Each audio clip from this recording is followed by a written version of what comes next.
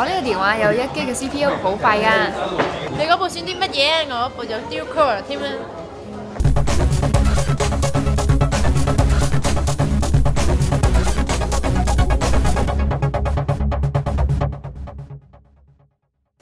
點解咁多人都期待雙核心手機？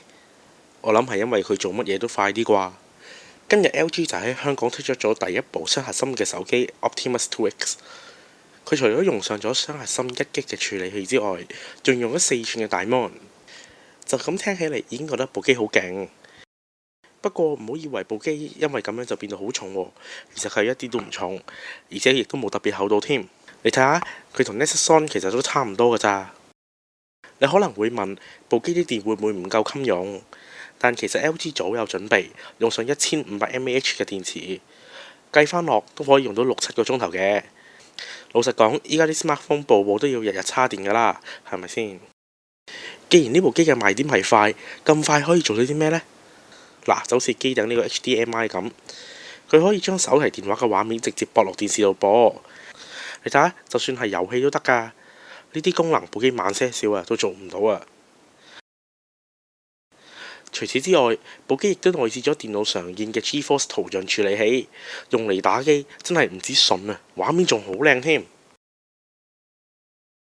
不過最重要嘅改善都可以話係 Flash 啦。依家好多 Android 2.2嘅手機雖然可以行到 Flash，但係因為 CPU 唔夠快嘅關係，遇到啲大型嘅動畫，除咗會窒之餘，分分鐘仲會輕機添。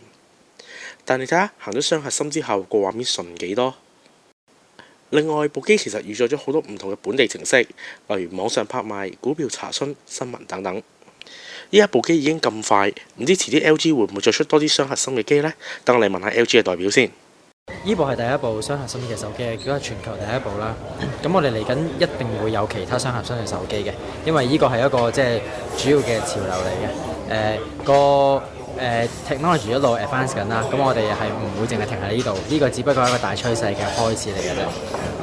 其實最近蘋果公佈嘅 iPad 2都有用到雙核心嘅喎，怕唔怕因為咁會影響銷量啊？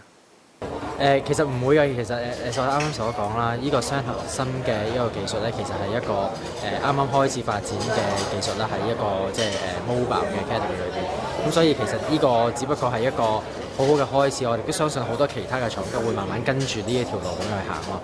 咁所以我哋覺得越多人係去做呢件事，其實反而係對我哋係越好嘅。依家部手提電話玩到咁勁，可能仲會快過 netbook 添。